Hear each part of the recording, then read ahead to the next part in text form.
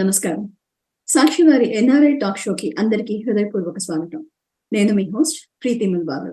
ఘన చరిత్ర కలిగిన తెలుగు భాషను సప్త సముద్రాల అవతల ఉన్న భవిష్యత్ తరాలకు అందిస్తూ భారతీయ వారసత్వాన్ని నిలబెడుతున్న ఒక అద్భుతమైన భాషా సేవా యజ్ఞం సిలికాన్ ఆంధ్ర మనబడి. భాష సేవయే తరతరాల సేవ అనే నినాదంతో తెలుగు నేర్పడమే కాకుండా పిల్లల సృజనాత్మకతను వెలికితీసే ఎన్నో వినూత్నమైన కార్యక్రమాలను ప్రపంచవ్యాప్తంగా నిర్వహిస్తోంది. తరతరాల తెలుగు సంస్కృతి సాంప్రదాయాలను కొత్త తరాలకు చేరవేస్తూ మన భాష, మన పాట, మన ఆత్మను నిలబెడుతోంది. ఈరోజు మనతో ఉన్న ప్రత్యేక అతిథులు సిలికాన్ ఆంధ్ర మనబడి ఉపాధ్యాయులు, స్ట్రాటజీ టీం సభ్యులు శ్రీ భాస్కర్ రాయవరం గారు మరియు శ్రీమతి స్నేహా వేదుల గారు. వృత్తిరీత్యా ఏఐ రంగంలో ఐటీ నాయకుడు అయిన భాస్కర్ గారు గత 19 ఏళ్లుగా మనబడి పాఠ్య ప్రణాళిక, పాఠ్య పుస్తకాల తయారీ, బాలరంజని యాప్, బాలానందం, తెలుగు మాట్లాడుట, ఇంటింటా మనబడి, తెలుగు పరుగు వంటి అనేక వినూత్న కార్యక్రమాలలో ముందుండి నడిపించారు. అంతర్జాతీయంగా మనబడి విస్తరణ విశేషాలను సేవలు అందించారు. ఇప్పటి పిల్లల ప్రతిభా వికాసం కోసం బాలచంద్రిక కార్యక్రమానికి సృజనాత్మకత నాయకత్వం వహిస్తున్నారు. రంగస్థల కళాకారుడిగా అనేక పాత్రలు పోషించారు. రచయితగా పలు నాటకాలు, కథలు, కవితలు రాశారు. B+ విత్ భాస్కర్ ఛానల్ ద్వారా ప్రత్యేక సాహిత్య, వినోద, విజ్ఞాన ప్రసారాలు చేస్తున్నారు. గత 20 ఏళ్లుగా రేడియో వ్యాఖ్యాతగా తెలుగు భాషకు అంకిత భావంతో సేవ చేశారు. సమాజానికి సేవగా ప్రతి ఏటా 50,000 మొక్కలు నాటడం తన లక్ష్యంగా కొనసాగిస్తున్నారు. భాస్కర్ గారు, వెల్కమ్ టు అవర్ షో. ధన్యవాదాలండి మీ పరిచయానికి. నమస్కారం అందరికి. స్నేహ గారు, మన మొదటి ప్రశ్న మీకు. ప్రశ్నలోకి వెళ్లే ముందర, ఇంత విభిన్నమైన రంగాలలో విశేష కృషి చేసి తెలుగు భాషా సేవలను దీర్ఘకాలంగా నడిపిస్తున్న ఈ సిలికాన్ ఆంధ్ర విశేషాలను, మనబడి విశేషాలను మనము వీరిద్దరిని కలిసి తెలుసుకుందాం. స్నేహ గారు, కాస్త మాకు మీ గురించి కాస్త చెప్పగలరా? అండ్ సిలికాన్ ఆంధ్ర మనబడిలో మీ ప్రయాణం గురించి కూడా చెప్పండి. నేను సిలికాన్ ఆంధ్ర మనబడి కన్నా ముందర అసలు సిలికాన్ ఆంధ్ర డే 1 నుంచి 2001 నుంచి సిలికాన్ ఆంధ్రకి ఆడబడుచునండి. బీహార్లో పుట్టి పెరిగి వచ్చాను. ఇక్కడికి వచ్చిన తర్వాత తెలుగుకి దగ్గరైంది సిలికాన్ ఆంధ్ర వలన. మనబడి 2007లో మొదలైనప్పుడు ఒక సమన్వయకర్తగా జర్నీ స్టార్ట్ చేసిన తర్వాత పిల్లల పండగ, అలాగే ఇప్పుడు మనకి స్ట్రాటజిక్ టీంలో బాలబడి అన్న ఇనిషియేటివ్ని లీడ్ చేస్తారండి. ముందుగా ఎన్ఆర్ఐ టాక్ షో చూస్తున్న ప్రేక్షకులందరికీ కూడా నమస్కారం. ఈ రోజున అంటే సిలికాన్ ఆంధ్రలో ఎంత సంతృప్తినిచ్చింది అంటే, మన జీవితకాలంలో మనం చేసే పనులన్నిటికీ కూడా ఎప్పుడు ఏదో ఫలితాలు ఆశిస్తూ ఉంటాం. అది వ్యక్తిగత ఫలితాల కోసం చూస్తూ ఉంటాం. అంటే మనము ఈ పని చేస్తున్నా, నాకు ఇది లభించింది, ఇది వచ్చింది అని చెప్పి. సిలికాన్ ఆంధ్ర మనబడిలో చేస్తున్న పనిలో మాత్రం లభిస్తున్న సంతృప్తికి మనం విలువ కట్టలేము. దీనివల్ల నాకు వ్యక్తిగతంగా ఈ లబ్ధి పొందాను అని చెప్పడం కంటే, మనం చేస్తున్న పని వల్ల మనకంటే పెద్దదైన ఒక ప్రయోజనానికి, ఒక ఆశయానికి, మనకంటే ఉన్నతమైన ఒక ఆశయానికి కాస్త కూస్తో నా తరపున నేను చేస్తున్న పని వల్ల కాస్త సహాయం లభిస్తుంది. ఆ ఆశయ సిద్ధిలో, ఆశయ లక్ష్య సాధనలో అన్న ఏదైతే మనకు ఆ ఫలితం కనిపిస్తుందో అది చాలా విలువ కట్టలేని సంతృప్తి. ముఖ్యంగా ఇప్పటికి 19 ఏళ్లలో 2007 సంవత్సరం ఫిబ్రవరి 21న అంతర్జాతీయ మాతృభాషా దినోత్సవం రోజున సిలికాన్ ఆంధ్ర మనబడిని స్థాపించారు. సిలికాన్ ఆంధ్ర తెలుగు సాహితీ, సాంస్కృతిక, సాంప్రదాయ స్ఫూర్తితో జగమంత తెలుగు కుటుంబంగా 2001లో ఏర్పడినట్టుగా అప్పటి నుంచి స్నేహ గారు ఉన్నారు ఆ కుటుంబ సభ్యులుగా. 2007లో అనుకున్న ఆ తెలుగు సాహిత్యాన్ని, సంస్కృతిని, సంప్రదాయాన్ని నిలపాలంటే భాష చాలా ముఖ్యమైనదని భావించి 2007లో మనబడి అన్న ఒక మహాయజ్ఞానికి అంకురార్పణ చేశారు. అప్పటి నుంచి ఇప్పటిదాకా 1,15,000 మంది పిల్లలు మనబడిలో తెలుగు నేర్చుకున్నారు. ఒక్కసారి ఏదో అంకె కింద కాకుండా అన్ని కుటుంబాలుగా, అన్ని వంశాలుగా చూసామంటే, పెద్దలు మన దగ్గరికి వస్తూ ఉంటారు. ఒక్కోసారి అమెరికాలో ప్రయాణం చేయడానికి తాతయ్యలు, అమ్మమ్మలు, నాన్నమ్మలు ఇక్కడికి వస్తూ ఉంటారు. మనబడిలో పలు కార్యక్రమాలు చేస్తున్నప్పుడు వాళ్ళతోటి మాట్లాడే అవకాశం ఉంటుంది. వాళ్ళు దగ్గరికి వచ్చి అయ్యా భాస్కర్ గారు లేదా మా పక్కన నాతో పాటు కలిసి పనిచేసేవారు వాళ్ళు ఎవరికైనా సరే, అయ్యా మీరు చేస్తున్న ఈ పని వల్ల మా మనవరాలతోటి మనవడితోటి మేము తెలుగులో మాట్లాడగలుగుతున్నాం, వాళ్ళతోటి మేము తెలుగులో ముచ్చట్లు చెప్పుకోగలుగుతున్నాం, ఎన్నో కబుర్లు చెప్పుకోగలుగుతున్నాం అని చెప్పినప్పుడు చేస్తున్న శ్రమకంతా గొప్ప ఫలితం లభిస్తున్నట్టు అనిపిస్తుంది. దాని మించిన సంతృప్తి అయితే అక్షరాల నిజం. ఇంకేది ఉండదు. అక్షరాల. యా అది అక్షరాల సత్యం. కంప్లీట్ గా ఏకీభవిస్తున్నాను మీ మాటతో. సో మాతృభాషలో మన సంస్కృతి, జీవన విధానం ఉంటాయి. సో ఒక విషయాన్ని మాతృభాషలో వింటే ఆ భావం తేలికగా తేనెలా మనసుకి హత్తుకుంటుంది. సో అలాంటి మాతృభాష గొప్పతనం గురించి మీ మాటల్లో ఇంకా చెప్పగలరా? మాతృభాష గొప్పతనం అంటే మనం ఒక ఉనికికి వ్యక్తిగా మనం పుట్టిన తర్వాత మనకంటూ ఒక గుర్తింపు ఉంటుంది. నువ్వు ఫలానా వ్యక్తివి, ఫలానా ప్రదేశం నుంచి వచ్చావు, ఫలానా ఆ, సంస్కృతికి లేదా భాషకి లేదా ఒక విలువల సముదాయానికి, అంటే ఒక కుటుంబం విలువలు కావచ్చు, ఒక సమాజ విలువలు కావచ్చు, ఒక ఒక ప్రదేశానికి సంబంధించిన విలువలు కావచ్చు, దానికి చెందిన వాడివి అన్న ఒక గుర్తింపు ఉంటుంది ప్రతి వ్యక్తికి. దాన్ని కల్చరల్ ఐడెంటిటీ అంటారు. కల్చరల్ ఐడెంటిటీలో చాలా ముఖ్యమైన భాగం మాతృభాష. అందులో దాని ద్వారా వచ్చేవి ఏమిటనేది పక్కన పెట్టినా, మాతృభాష ఎందుకు ముఖ్యము అంటే మన తర్వాత వాళ్ళకి ఎవరికైనా సరే వాళ్ళకి చిన్నతనంలో తెలియకపోయినా, ముఖ్యంగా అమెరికాలోను, కెనడాలోని, విదేశాల్లో పుట్టి పెరుగుతున్న పిల్లలు వాళ్ళ ఉన్నత విద్య సాధించిన తర్వాత, పెద్ద చదువులు చదివిన తర్వాత వాళ్ళు వెనక్కి వెళ్ళి చూసుకుంటారు. నేను ఎవరిని అన్న ప్రశ్న వాళ్ళలో కలిగినప్పుడు, వాళ్ళు అప్పటికి మాతృభాష వాళ్ళకి నేర్చుకోకుండా ఉంటే తప్పనిసరిగా వాళ్ళ అమ్మా నాన్నల్ని అడుగుతారు, మాకెందుకు మీరు మాతృభాష నేర్పించలేదు, ఎందుకు తెలుగు భాష నేర్పించలేదు? It is such an important component. నేను ఇంగ్లీష్లో ఎందుకు చెప్తున్నానంటే ఈ మాట, ఆ పిల్లలు అడిగే మాట ఇలా ఉంటుంది, it is such an important component of my cultural identity, why don't you give that to me అని వాళ్ళ అమ్మ నన్ను అడుగుతారు, ఎందుకు మీరు నాకు మాతృభాష నేర్పించలేదు అని. అందుకని మాతృభాష చాలా ముఖ్యం. ఒక వ్యక్తిగా ఎన్నో రకాలైన నిర్వచనాలు ఉన్నప్పుడు అందులో ఒక ముఖ్యమైన నిర్వచనం, నువ్వు తెలుగువాడివి, నీ మాతృభాష తెలుగు. ఒకవేళ మన పిల్లలు ఇక్కడ పుట్టి పెరిగిన పిల్లలు పెద్దవాళ్లే రేపొద్దున అమెరికా అధ్యక్షులైనా వాళ్ళని తెలుగు ఇండియన్స్ కిందనే చూపిస్తారు, తెలుగు ఇండియన్ అనే చెప్తారు. అది ఎంత ముఖ్యమైన భాగమో మనకు అర్థమవుతుంది. మీరు కొన్ని గమనించే ఉంటారు, కొంతమంది అమెరికాలో మిస్ అమెరికా అయిన తెలుగు పిల్లలు ఉన్నారు. వాళ్ళని చెప్తున్నప్పుడు వాళ్ళ పేర్లలో, వాళ్ళ పరిచయంలో తెలుగు అమెరికన్ అని చెప్తారు. కాబట్టి తెలుగు అంత ముఖ్యం, మాతృభాష అంత ముఖ్యం. అది ఒక వ్యక్తిగతంగా చూసుకుంటే, తెలుగు భాషకు సంబంధించి సాహిత్యపరంగా లేదా మన పెద్దలు పూర్వీకులు అందిస్తున్న విలువలన్నీ కూడా తెలుగు భాషలో నిక్షిప్తమై ఉన్నాయి, గ్రంథస్థమై ఉన్నాయి. వాటిల్ని మనం తీసుకోవాలి, మన వ్యక్తిగత మనుగడిగా కాకుండా సమాజ ప్రయోజనానికి వాడాలి అంటే అదొక తాళం చెవిలాగా భాష నేర్చుకోవడం అనేది, ఒక పెద్ద ఖజానా ఉన్న పెట్టెలన్నీ ఉన్న ఒక భవనంలోకి ఎంటర్ అవడానికి, ఆలిస్ ఇన్ వండర్లాండ్ లోకి వెళ్ళడానికి ఒక మ్యాజిక్ అవసరమైనట్టుగా, అటువంటి విజ్ఞాన సంప్రదాయ సంపద అంతా ఉన్న ఒక భవంతిలోకి లోపలికి వెళ్ళడానికి ఆ తలుపుకి తాళం లాంటిది భాష. అది మన పిల్లలకి ఇవ్వాలి తప్పనిసరిగా. సో మాతృభాష ప్రాముఖ్యత గురించి మాట్లాడుతున్నాం కదా. ఉన్నతమైన సంస్కృతి, ఉన్నతమైన సమాజానికి బాటలు వేయాలంటే మాతృభాషలోనే సాధ్యమవుతుందా? అది ఏమాత్రం అనుమానం లేదు. మాతృభాష చాలా ముఖ్యమైనది. మాతృభాషలోనే సాధ్యమా అనడానికి లేదు. అంటే ఉన్నతమైన సమాజానికి బాటలు వేయడానికి పలు మార్గాలు ఉండవచ్చు. కానీ దానికి బలం పెరగాలి, దానికి పట్టు బాగా ఉండాలి, అది సడలిపోకుండా ఉండాలి. అంటే మీరు నిర్మించే కల్చర్ ఏదైతే ఉంటుందో అది పునాది గట్టిగా ఉండాలంటే మాతృభాష తప్పనిసరిగా. మీరు ఒక పునాది వేయడానికి రకరకాల పనిముట్లు వాడుతున్నారు అనుకోండి, రాళ్ళు వేస్తారు, ఇసుక వేస్తారు, సిమెంట్ వేస్తారు, ఇలాగా చాలా కలిస్తే మీ పునాది ఏర్పడుతుంది ఒక భవనానికి అనుకుంటే, మీరు చెప్తున్న ఈ సంప్రదాయ భవనం లేదా ఆ కట్టడానికి ఏదైతే అవసరం ఉన్న వాటిల్లో మాతృభాష ఖచ్చితంగా ఉండాలి. అప్పుడు గట్టిగా పడుతుంది పునాది.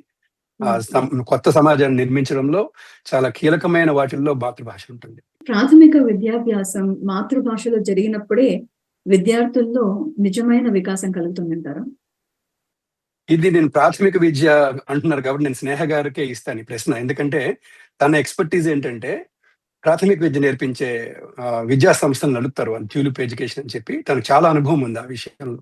నా మాటలు చెప్పే ముందు స్నేహ గారిని అడుగుతాను, ప్రాథమిక విద్య తెలుగు భాషలో ఉండడం వల్ల ప్రయోజనమా అని చెప్పి చూద్దాం స్నేహ గారు ఏమంటారు. అంటే మనకి ఇందాకలా భాస్కర్ గారు ఎలా ఫౌండేషన్ అన్నారు కదా, ఆ ఫౌండేషన్ అన్నది అండ్ సైంటిఫిక్లీ ప్రూవెన్ ఇది. మనకి ఎన్ని భాషలు నేర్చుకుంటున్నా వాళ్ళకి ఏంటంటే ఆ డెవలప్మెంటల్ ఏజ్లో వాళ్ళకి ఆ కాగ్నేటివ్ స్కిల్స్ అనుకోండి, లేకపోతే ఇమోషనల్ ఇది అనుకోండి, వాళ్ళకి ఆ మదర్ టంగ్ నేర్పించిన వలన వచ్చిన స్కిల్స్, దానివల్ల వచ్చే ఇమోషనల్ బాండింగ్ ఆర్ రూట్స్కి కనెక్ట్ అయినది, అది చాలా స్ట్రాంగ్ అవుతుంది. అది మనం వేరే అంటే డిఫరెంట్ ఏజ్ గ్రూప్స్‌లో కాకుండా అది ఎంత ఎర్లీ ఏజెస్‌లో స్టార్ట్ చేస్తే మనకి హిస్టారికల్లీ మనకి మన అదేంటిది మన బుక్స్ నుంచి కూడా వచ్చిందేంటంటే అసలు ఎంత చిన్నటప్పటి నుంచి వాళ్ళకి ఎంతలాగా మనం లిటరేచర్‌కి, సాహిత్యంకి ఎలా ఎక్స్‌పోజ్ చేస్తే వాళ్ళకి డెవలప్‌మెంటల్‌గా చాలా యూజ్‌ఫుల్‌గా ఉంటుందని చెప్పి. సో, డెఫినెట్‌లీ ఏంటంటే ఇక్కడ ఆఫ్‌కోర్స్ మనబడి పరంగా చూసుకుంటే మనకి బాలబడి అని తరగతులు అవి 4-6 ఇయర్స్ పిల్లలకవి. సో, అదేంటంటే ఆహ్, అసలు ఎక్స్‌పోజింగ్ దెమ్ టు భాష. అది కూడా ఎర్లీ ఏజ్ లో ఈ ప్రాథమిక విద్య భాషలో ఎందుకు ఉండాలి అనే దానికి ఇంకా 4 ఏళ్లకి బాలబడి మొదలు పెడతాము. దాని గురించి మాట్లాడదాం ఇంకా ముందు. బాలబడి ఇంకా గురించి ప్రాథమిక మరి ఇంకా ప్రశ్నలున్నాయి. చాలా ప్రశ్నలున్నాయి బాలబడి దానికి గురించి. తర్వాత మాట్లాడదాము. ఈ ప్రాథమిక విద్య తెలుగు భాషలో ఎందుకు ఉండాలి అనే దానికి ఇంకొక కారణం కూడా నేను కలుపుతాను తను చెప్పిన మాటకి. మనకు బైలింగ్యులిజం అని ఉంటుంది. బైలింగ్యులిజం అంటే 2 భాషలు తెలిసిన వ్యక్తి, ఒకే భాష తెలిసిన వ్యక్తి ఇద్దరిని పక్కపక్కన పెడితే 2 భాషలు తెలిసిన వ్యక్తిలో వికాసం ఇంకా ఎక్కువ ఉంటుంది. వాళ్ళ ఆలోచన పరిధి ఎక్కువ ఉంటుంది. ఇంకా ఎగ్జిక్యూటివ్ ఫంక్షన్స్ అంటారు ఆంగ్లంలో చెప్పాలంటే. ఆ ఎగ్జిక్యూటివ్ ఫంక్షన్స్ లో ఇంకా సామర్థ్యాలు పెంచుకోవాలంటే బైలింగ్యువల్స్ ఆర్ సుపీరియర్. ఇది శాస్త్రబద్ధంగా నిరూపించబడింది. కాబట్టి చిన్న వయసులోనే 2 భాషలు ఇవ్వడం అనేది చాలా చాలా ముఖ్యం. ఎందుకంటే ఆ వయసులో ప్రాథమిక విద్య నేర్చుకునే సమయంలో వాళ్ళు 2 భాషలు పట్టుకోగలిగే శక్తి వాళ్ళలో ఎక్కువ ఉంటుంది. పెద్దయ్యే కొద్దీ తగ్గుతూ వెళ్తుంది అది. అందువల్ల చిన్న వయసులోనే ఇవ్వాలి. దానికోసము మనబడిల ప్రాతిపదిక ఉన్న ఇంకా ఇంట్లో కూడా అప్పటికంటే ముందే ఇంట్లో కూడా వాళ్ళు జోగాడే వయసులోంచి ఇంట్లో ప్రాకుతూ ఉన్నప్పుడు చిన్న చిన్న బుడి నడకల సమయంలో కూడా ఎంత తెలుగు వాతావరణాన్ని పిల్లలకి ఇస్తూ ఉంటే అంత మంచిది. జననీ జన్మభూమిస్య స్వర్గాదపి గరీయసి అని అన్నారు కదా! అలాంటి జన్మభూమి కోసం, మాతృభాష కోసం మనబడి చేస్తున్న కృషి గురించి చెప్పండి మీ మాటల్లో. మన జన్మభూమిని వదిలేసి ఇక్కడ కర్మభూమిలో ఉంటున్నాం. కర్మభూమి అంటే అమెరికాలో మన వృత్తిపరంగా ఇక్కడికి రావడం, కొన్ని సంవత్సరాలుగా ఇక్కడ ఉండిపోవడం. ఉన్నా సరే మన సాంప్రదాయ విలువలు ఏమిటి, మనం ఎక్కడున్నాం ఏమిటి అనేది పట్టుకొని దాన్ని నిలుపుకోవడం కోసం తాపత్రయపడుతూ. ఆ తాపత్రయపడడంలో ఇది మొదలైనది ఒక చిన్న కుటుంబ సమస్యగా. అంటే ఒక నలుగురు కూర్చొని ఇంట్లో "అరె! మన పిల్లలకి తెలుగు రావట్లేదు. ఏం చేద్దాం?" అంటే మనం చక్కగా అది ప్రణాళికాబద్ధంగా లేకపోతే నేర్పలేము అన్న ఒక సూత్రానికొచ్చారు. ప్రణాళికాబద్ధంగా అంటే ముందేం నేర్పాలి, తర్వాత ఏం నేర్పాలి, ఇంకో తర్వాత ఏం నేర్పాలి, అడుగులు వేసుకుంటూ నేర్పించాలి. అలాగే ఇక్కడ పుట్టి పెరుగుతున్న పిల్లలకి నేర్పించాలి. అలా చేస్తున్నప్పుడు ఆ సమస్యకి పరిష్కారం కేవలం మాట్లాడుతున్న నలుగురు వ్యక్తులదే కాదు. ఇలాంటి తెలుగు వారిదందరిది కూడా అని గ్రహించిన తర్వాత మనబడికి అంకురార్పణ జరిగింది. దీన్ని ఏదైతే ప్రణాళిక అనుకుంటున్నామో దానిని పుస్తక రూపంలో తయారు చేసి ప్రపంచంలో తెలుగువారు ఎక్కడున్నా వాళ్ళని తీసుకొచ్చే ప్రయత్నం చేద్దాం అని మొదలుపెట్టారు బే ఏరియాలో, కాలిఫోర్నియాలో 2007 సంవత్సరం ఫిబ్రవరి 21న. 19 ఏళ్ల క్రితం మొదలైంది. మొట్టమొదట ఏడాదిలో 350 మంది పిల్లలు అలా మొదలయ్యారు. అదే సంవత్సరంలో సెప్టెంబర్ నెలలో ఇక్కడ టెక్సస్ డాలస్ లో మొదలు పెట్టాం. అదే సంవత్సరం తర్వాత 2008లో అక్కడ న్యూజెర్సీలో అలా మొదలైంది. ఇలా వర్జీనియాలో అలా మొదలైన మనబడి ఇప్పుడు 18 సంవత్సరాలుగా 1,15,000 మంది పిల్లలకి తెలుగు నేర్పించగలిగాం. దానికి ప్రధానమైన కారణం ఏంటంటే ఒక అద్భుతమైన పాఠ్య ప్రణాళిక. ఇందాక ఏదైతే అన్నానో మనం 4 పిల్లలకి వాళ్ళని కూర్చోబెట్టి ఒక దగ్గరికి అంటే అమ్మా నాన్నల దగ్గరగా లేకున్నా సరే కూర్చోవచ్చు అన్న వయసు అది. వాళ్ళని ఒక చోట వదిలిపెట్టి రావచ్చు అన్న వయసు 4 సంవత్సరాలంటే. అంటే ప్రీకే నుంచి వాళ్ళు అక్కడే ఇక్కడ ప్రీకే స్కూల్స్కి వెళ్ళడం మొదలు పెడతారు బయట కూడా. ఆ దశలో ఏమవుతుందంటే ఇంట్లో ఉన్న తెలుగు వెళ్ళిపోతుంది వాళ్ళకి. వాళ్ళకి నిలుపుకోవాలంటే బాలబడి అని ఒక పెట్టి 4 నుంచి 6 సంవత్సరాల వయసున్న వాళ్ళకి ఆ తెలుగు నేర్పించడం ఆటపాట మాటలతో. ఆ తర్వాత అంచెలంచెలుగా తెలుగు నేర్పించాలి. ఆ నేర్పించడంలో కూడా ఇక్కడ ఫారెన్ లాంగ్వేజ్ అంటారు. అంటే వరల్డ్ లాంగ్వేజెస్ అని అమెరికాలో చాలా స్కూల్స్ లో ఉంటాయి. ఫ్రెంచ్, స్పానిష్ ఇలా నేర్చుకోవడానికి. వాటిల్లో తెలుగు ఉండాలంటే ప్రాచీన భాష మనదని తెలుసు. దాన్ని ప్రపంచ భాష చేయడానికి మార్గం ఏమిటంటే ఇక్కడున్న వరల్డ్ లాంగ్వేజెస్ పట్టికలో తెలుగు ఉండాలి ఖచ్చితంగా. ఉండాలి అంటే మనం నేర్పించే తెలుగులో వరల్డ్ లాంగ్వేజెస్ లో ఏమేమి నేర్పిస్తారో అవన్నీ నేర్పించాలి. అంటే listen, speak, read and right అని ఉంటుంది. విను, చదువు, మాట్లాడు, రాయి అని చెప్పి 4 అంశాలు ఉంటాయి. ఈ 4 అంశాల్లోనూ సమానంగా నేర్పిస్తూ అంచెలంచెలుగా నేర్పించాలి. అందుకని పాఠ్య ప్రణాళిక ఏర్పాటులో పిల్లలకి listen, speak and read and right అంటే వినడం, మాట్లాడడం, రాయడం, చదవడం ఈ 4 అంశాలలో పిల్లలకి అంచెలంచెలుగా 6 ఏళ్ల వయసు దాటిన పిల్లలు, 7 ఏళ్ల వయసున్న పిల్లలందరికీ కూడా ప్రవేశం, ఆ తర్వాత ప్రసూనం, తర్వాత ప్రకాశం, ప్రమోదం, ప్రభాసం, ప్రబోధం అన్న అంచెలతోటి 8 అడుగుల సోపానాన్ని ఏర్పాటు చేసి ప్రతి సంవత్సరాన్ని కూడా 2 సెమిస్టర్లుగా విస్తరించి ఆ సెమిస్టర్స్ లో షాన్మాసికం అంటాం, అందులో పుస్తకాలని 15 పాఠాలుగా అమర్చి అందులో కూడాను మన భారతదేశంలో ఒక సంవత్సరం అంతా చదివి చివరిలో పరీక్ష ఉంటుంది అలాంటి సిస్టంతో మొదలుపెట్టి తర్వాత ఇక్కడ అమెరికన్ పాఠశాలలకు అనుగుణంగా ఇక్కడున్న బళ్ళల్లో ఎలా ఉంటుందో అలాగా మధ్యలో పిల్లలకి క్విజెస్, తర్వాత అసైన్మెంట్స్ ఇస్తూ సంవత్సరం పొడితన వాళ్ళు నేర్చుకుంటున్న తెలుగులో వాళ్ళు ముందుకు వెళ్తున్నారు లేదా గమనించుకుంటూ చివరిలో మళ్ళీ ఒక పరీక్ష పెట్టి ఇలా చేసుకుంటూ వాళ్ళకి తరగతిలో నేర్పించే తెలుగుతో పాటుగా ఇంకా పాఠ్యేతర అంశాలు అంటే బయట ఎక్స్ట్రా కరిక్యులర్ యాక్టివిటీస్ అంటారు, బయట కో కరిక్యులర్ యాక్టివిటీస్ అంటారు. దాంట్లో తెలుగు మాట్లాడటాన్ని కొన్ని ఆటల్ని వాళ్ళ చేత ఆడిస్తూ తెలుగు భాషలో బాలానందం అని రేడియో కార్యక్రమం చేస్తూ పిల్లల పండుగ అని ఒక పెద్ద కల్చరల్ ఫెస్టివల్స్ అవి మన పిల్లల చేత వాళ్ళ వేదిక మీద మంచి నాటకమో, ఏకపాత్ర అభినయమో, పాటో, ఆటో, అది కూడా అన్ని తెలుగు భాషకు సంబంధించి. ఎక్కడా సినీ వినోదం జోలికే వెళ్ళరు. సిలికానాంధ్ర వేదిక మీద ఇప్పటిదాకా సినీ పాటకి గజ్జె కట్టింది లేదు. ఎందుకంటే మన తెలుగు వినోదమే, తెలుగు విజ్ఞానమే సుసంపన్నమైనది, విస్తృతమైనది, 2000 సంవత్సరాల చరిత్ర కలిగింది. మనం ఒక 80 సంవత్సరాలుగా 100 దగ్గర 80 సంవత్సరాల చరిత్ర కలిగిన సినిమా వినోదంలో కొట్టుకోవక్కర్లేదు అన్న సంకల్పాన్ని మొదల్లో తీసుకున్నారు. ఆ విధంగా మా పిల్లల పండుగలో కూడా పిల్లల చేత గొప్ప గొప్ప తెలుగు నాటకాలు, పద్య నాటకాలు కూడా చేయించే స్థాయికి వాళ్ళ చేత కార్యక్రమాలు చేయిస్తూ పిల్లల పండుగ అనే ఒక కార్యక్రమం, ఇవన్నీ కూడా పాఠ్యేతర అంశాలుగా ఏర్పరుస్తూ పిల్లలకి ఒక చక్కటి తెలుగు వాతావరణాన్ని ఇచ్చి అంచెలంచెలుగా వాళ్ళకి 4 ఏళ్ల వయసు నుంచి మొదలుపెట్టి వాళ్ళు 11, 12 సంవత్సరాలు పూర్తి అయ్యేసరికి ఒక తెలుగుని సంపూర్ణంగా ఎక్కడా కోతలు లేకుండా పూర్తిగా నేర్చుకుంటూ మంచి ఆత్మవిశ్వాసం కలిగిన భవిష్యత్ తెలుగు నాయకులుగా తీర్చిదిద్దడానికి ఏర్పాటు చేయబడ్డ ఒక అత్యద్భుతమైన పాఠ్య ప్రణాళిక. అది ఒక కారణం అయితే విజయానికి. రెండవ కారణం ఏంటంటే ఈ పుస్తకాల్లో ఉన్న తెలుగునంతా పిల్లలకి ఎంతో సహృదయతతోటి ఆప్యాయంగా పిల్లలందరికీ కూడా తెలుగు బాగా ఇష్టం కలిగేలాగా, వాళ్ళకి బాగా అనురక్తి కలిగేలాగా దగ్గరుండి కూర్చొని నేర్పించడానికి ముందుకొచ్చిన భాషా సైనికుల్లో గురువులు ఉన్నారు. ఆ గురువులకు సహాయంగా బడి నడిపించడానికి కేంద్ర నిర్వహణలోను వాళ్ళకి కావలసిన వనరులన్నీ ఇస్తూ నిత్యం వాళ్ళకి తోడుగా ఉంటూ ఉపాధ్యాయుల తరగతులు సరిగా నడిచేలా చూసుకునే సమన్వయకర్తలు. వీళ్ళిద్దరూ మనబడి రథానికి 2 చక్రాలు లాంటి వాళ్ళు. ఆ మనబడి రథం ముందుకు సాగడానికి, ఇంకా ఇంధనాలు ఇవ్వడానికి, రకరకాల పనిముట్లను వాళ్ళకి అందించడానికి ఇంకా ఎంతో మంది కార్యకర్తలు, దగ్గర 3000కు పైగా భాషా సైనికులు అందరూ శ్రమిస్తూ ఈ 19వ ఏటకి అడుగు పెట్టాం. 1,15,000 మంది పిల్లలు ఇప్పటిదాకా తెలుగు నేర్చుకోగలిగారు. అంటే ఎంతో మంది భాషా సైనికులు ఈ యజ్ఞంలో కలవడం, భాషా సేవ, భావితరాల సేవ అనుకుంటూ మన పిల్లలకి ఆ తెలుగు వెలుగునివ్వడానికి శ్రమించడం విజయానికి కారణం. సిలికానాంధ్ర మనబడిలో ఇప్పటిదాకా చేసిన విజయాల్లో అది ఈ విద్యా సంవత్సరంలో 13,200 మంది పిల్లలు ఇప్పటిదాకా చేరి ఉన్నారు. వాళ్ళందరిలో ఇంకా చేరడానికి అవకాశం ఉన్నది. 4 నుంచి 6 ఏళ్ల వయసు, దాని గురించి మాట్లాడదాం. వాళ్ళందరూ కూడా మనబడిలో ఇంకా చేరవచ్చును. manabadi.silicanandhra.org వెళితే పూర్తి వివరాలు మనబడి గురించి, ఇందాక నేను చెప్పిన పాఠ్య ప్రణాళిక గురించి, తర్వాత రకరకాల కార్యక్రమాల గురించి అన్ని వివరాలు మా వెబ్సైట్ లో ఉన్నాయి. నమోదు చేసుకోవడానికి కూడా లింక్ ఉంటుంది మీకు. చాలా చక్కగా చెప్పారు భాస్కర్ గారు. సో బాలబడిలో చిన్నారులకి సరదాగా తెలుగు నేర్పడానికి పాటలు, ఆటలు, కథలు వంటివి నేర్పించడానికి వాడటం వెనుక ఉన్న భావన ఏమిటి?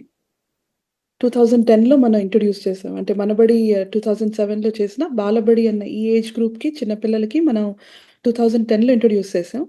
2010లో ఆఫ్‌కోర్స్ ఒక స్ట్రక్చర్ అంటే ఆట, పాట, మాట. వాళ్ళకి మనకి గుర్తుపెట్టుకోవాలేంటంటే ఇక్కడ ఇతర దేశాల్లో పెరుగుతున్న పిల్లలు. సో వాళ్ళకేంటంటే మీరు ఓవర్‌వెల్మింగ్‌గా వాళ్ళకి పాఠాలు చెప్తే వాళ్ళకది వాళ్ళకది తొందరగా రాదు గనక ఆ ఏజ్‌లో పిల్లలకేంటంటే ఆట, పాట, ఎస్పెషల్లీ ఆటలు అంటే మీరు ఇక్కడ ప్రీ స్కూల్‌లో వాటిలో కూడా చూస్తే ఏదైనా ఒక యాక్టివిటీ చెప్పడానికైనా, ఒక న్యాప్ టైమ్‌కైనా, దేనికైనా ఒక పాటతో వాళ్ళు ఇంట్రొడ్యూస్ చేస్తుంటారు. ఎందుకంటే పాట ద్వారా వాళ్ళకి ఆ మూవ్‌మెంట్, వర్డ్స్ అంటే పాటలో వొకాబులరీ కూడా ఉంటుంది. అంటే మన వొకాబులరీని కూడా ఇంట్రొడ్యూస్ చేస్తున్నాం.